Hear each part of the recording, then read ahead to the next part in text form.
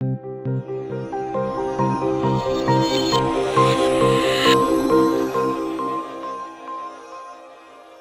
often ask me when they're studying language at A-level, what's the most important perspective that needs to motivate all the work you do on language? And people think it's grammar, isn't it? No, it isn't. Grammar's important, of course. Vocabulary, well, that's important too.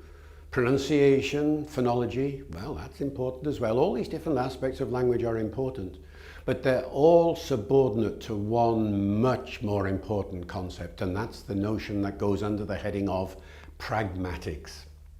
Now, a pragmatic perspective is really essential because pragmatics answers the question, why?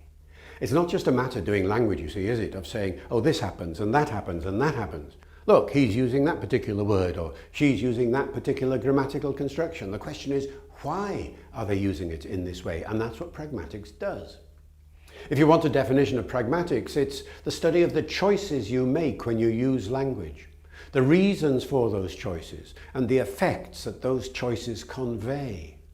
So when you're studying a piece of language and you say, oh, look, that person has used a lot of passive constructions, or that person has done such and such, always ask the question, why did they do it? And when you're asking the question why, you're basically saying, why did they do it that way rather than that way? You see, there's always the choice. If you use a passive construction and say something like, the cat was chased by the mouse, well, then you didn't say the cat chased the mouse or the mouse chased the cat. Whichever way you're doing it, you use the passive. Why did you do it that way? And the answer will always be to do with something about the context, something about the meaning you had in mind, something about emphasizing one aspect of the sentence rather than the other. Or in vocabulary, if you use a particular word or use a particular way of addressing somebody, names, for example, terms of address.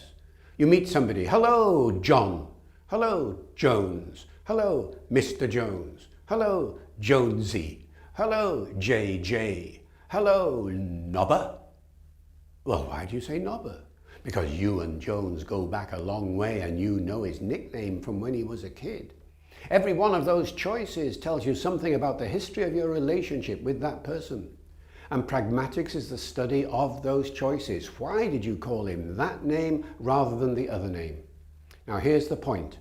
Every aspect of language, whether it's vocabulary, grammar, pronunciation, spelling, punctuation, whatever it is, when you actually explore it, there's a reason for its use. Pragmatics is the study of those reasons. That's why it's so important. In a word, pragmatics allows you to answer the question, why?